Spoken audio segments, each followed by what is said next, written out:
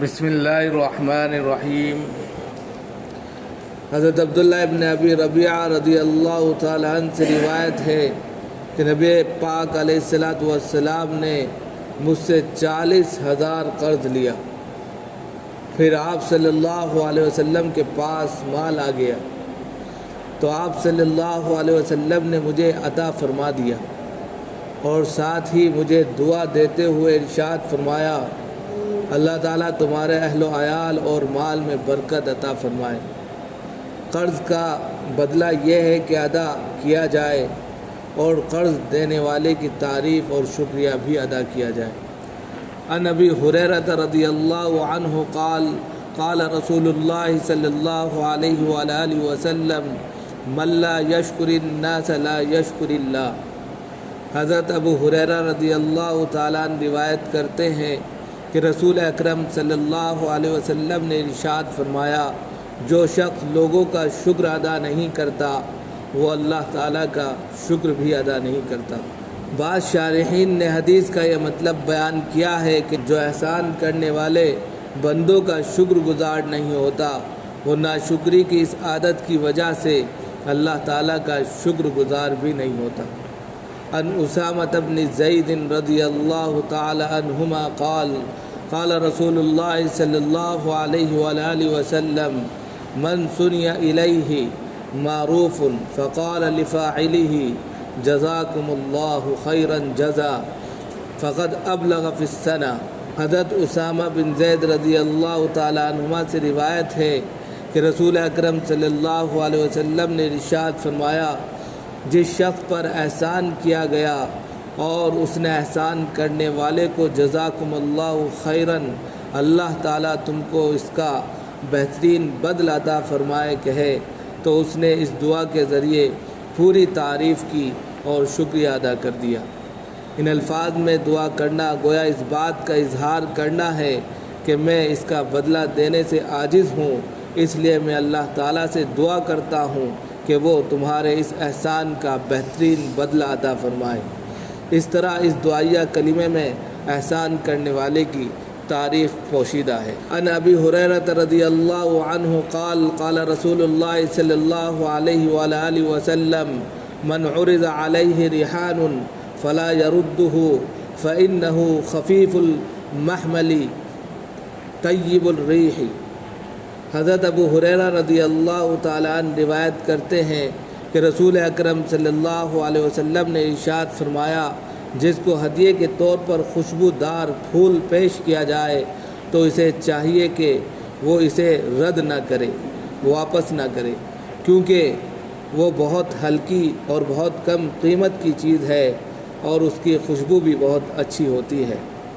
پھول جیسی کم قیمت چیز قبول کرنے سے اگر انکار کیا جائے تو اس کا بھی اندیشہ ہے کہ پیش کرنے والے کو خیال ہو کہ میری چیز کم قیمت ہونے کی وجہ سے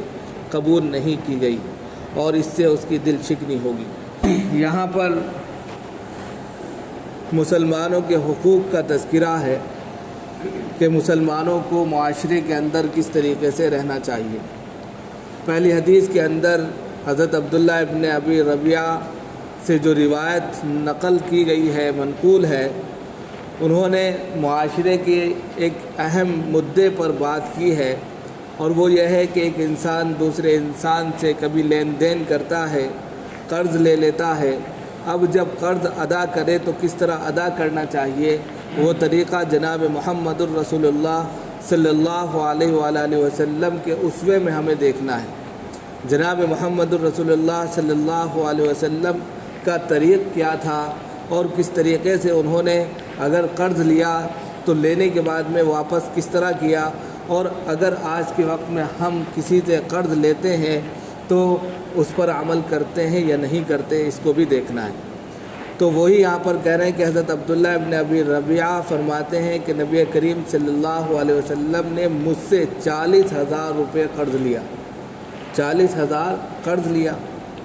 اب جب قرض لے لیا تو ظاہر سی بات ہے آج کے وقت میں بھی انسان کسی نہ کسی سے قرض لے لیا کرتا ہے، لیکن آج کے وقت میں لوٹانا بڑا مشکل ہوتا ہے۔ اگر آپ نے کسی کو قرض دے دیا تو بس پھر آپ اس سے مانگ نہیں سکتے، اگر مانگ لیا تو لڑائی ہو جاتی ہے، یا منہ بن جاتا ہے، یا بات چیت کرنا ہی چھوڑ دیتے ہیں، فون اٹھانا بند کر دیتے ہیں، فون ریسیو کرنا چھوڑ دیتے ہیں، بات کرنا چھوڑ دیتے ہیں، ملنا چھوڑ دیتے ہیں۔ اس طرح کے واقعات دیکھنے کو ملتے ہیں۔ لہذا جناب محمد رسول اللہ صلی اللہ علیہ وسلم کا طریق یہ ہے کہ حضرت عبداللہ فرماتے ہیں کہ پھر آپ صلی اللہ علیہ وسلم کے پاس جب مال آیا تو انہوں نے مجھے میرا جو پیسہ روپیہ لیا تھا وہ مجھے واپس کر دیا، اور واپس کرنے کے ساتھ ساتھ مجھے دعا بھی دی، اور دعا دینے کے ساتھ ساتھ کیا کہا کہ اللہ تعالیٰ آپ کے اہل و عیال اور مال میں برکت عطا فرمائے۔ اور قرض کا بدلہ یہی ہے کہ جب ادا کیا جائے تو قرض خواہ کی تعریف کی جائے اور اس کا شکریہ ادا کیا جائے۔ آج کے وقت میں ہم قرض ہی واپس کر بہت بڑی بات ہے، چاہے جائے کہ ہم اس کی تعریف کریں اور اس کا شکریہ ادا کریں۔ اس لیے ضروری ہے کہ سماج کے اندر جناب محمد رسول اللہ صلی اللہ علیہ وسلم کے طریقے کو اپنایا جائے۔ اگر قرض لیا ہے تو قرض کی ادائیگی بھی کی جائے۔ مزید یہ کہ قرض لینے کے بعد قرض خواہ کی یعنی مقروض شخص جو ہے اپنے قرض خواہ کی کچھ تعریف کرے اور شکریہ کے کلمات بھی ادا کرے۔ اس طریقے سے ایک سماج میں تبدیلی پیدا ہوگی اور اس کا دل خوش ہوگا۔ دوسری حدیث کے اندر جو بتلایا من لا یشکر الناس لا یشکر اللہ، یہ بہت ہی اہم حدیث ہے۔ اگر دیکھا جائے تو بہت چھوٹا سا جملہ ہے، لیکن فی نفسی اگر دیکھا جائے تو اس کے اندر بہت بڑا میسج چھپا ہوا ہے، اور وہ یہ ہے کہ انسانوں کا اگر شکر ادا نہیں کرتا اور شکریہ کے کلمات ادا نہیں کرتا، جیسے کہ قرآن نے بھی کہا ہے لئن شکرتم لازیدنکم ولئن کفرتم ان عذابی لشدید، اگر نعمتوں پر شکر ادا نہیں کیا جاتا تو پھر اللہ کی پکڑ بھی ہے۔ اسی طریقے سے یہاں پر جو لوگوں کا شکر ادا نہیں کرتا، جو لوگ ایک دوسرے کے کام آتے ہیں، تو ظاہر سی بات ہے جو دنیاوی اعتبار سے ایک دوسرے کے ساتھ ہیں ان کا شکر ادا نہیں کیا جا رہا، تو پھر وہ اللہ کا شکر کیسے ادا کرے گا، اور کس طریقے سے وہ اللہ کی نعمتوں کو یاد کرے گا، اور اللہ نے جو اس کے اوپر احسانات کیے ان کو کس طریقے سے وہ پورا کرے گا۔ اس لیے یہاں پر کہہ دیا گیا کہ جو لوگوں کا شکر ادا نہیں کرتا وہ اللہ کا شکر بھی ادا نہیں کرتا۔ اس لیے ضروری ہے کہ لوگوں کا شکر ادا کرنے کے ساتھ ساتھ یہ عادت سلیمہ بن جائے گی کہ وہ اللہ کا شکر بھی ادا کرے گا۔ اسی طریقے سے شکر ادا کرنے کا سب سے بہترین طریقہ اس کے بعد والی حدیث میں بتایا گیا، جو حضرت اسامہ بن زید رضی اللہ تعالیٰ عنہ سے روایت ہے کہ ایک انسان نے کسی انسان پر احسان کیا، اب احسان کا سب سے بہترین بدلہ اگر وہ دے سکتا ہے تو وہ یہ ہے کہ جزاکم اللہ خیرا جزا فاحسن الجزا کے کلمات کہہ دے، اس لیے کہ یہ کلمہ ایسا ہے کہ اس نے اس کی پوری تعریف بھی کر دی اور اس کا شکریہ ادا بھی کر دیا۔ ان الفاظوں میں دعا یہ ہے کہ میرے پاس تمہیں دینے کے لیے کچھ نہیں ہے، بلکہ اللہ تعالیٰ سے میں یہ دعا کرتا ہوں کہ تمہارے احسان کا وہ بہترین بدلہ عطا فرمائے جو تمہیں سب سے بہتر ہو۔ لہذا اس طریقے سے کلمات کہنے سے اس کو بہترین بدلہ عطا ملتا ہے۔ اور آخر میں جو کہا گیا وہ یہ ہے کہ اگر ایک دوسرے کو ہدیہ دینے سے محبتیں بڑھتی ہیں اور محبتوں سے جو ہے آپس میں کہہ سکتے ہیں کہ ماحول بہت اچھا بنتا ہے، سماجی اعتبار سے اور سوسائٹی کے اعتبار سے پرسکون ماحول رہتا ہے، اور اس طریقے سے زندگی جینے میں مزہ آتا ہے۔ اب اگر کوئی شخص ہدیے کے طور پر معمولی چیز اور معمولی چیز میں خوشبودار پھول پیش کر دے تو پھر کسی کو یہ اجازت نہیں ہے کہ اس کو رد کر دے، واپس کر دے، بلکہ اس کو چاہیے کہ اس کو قبول کرے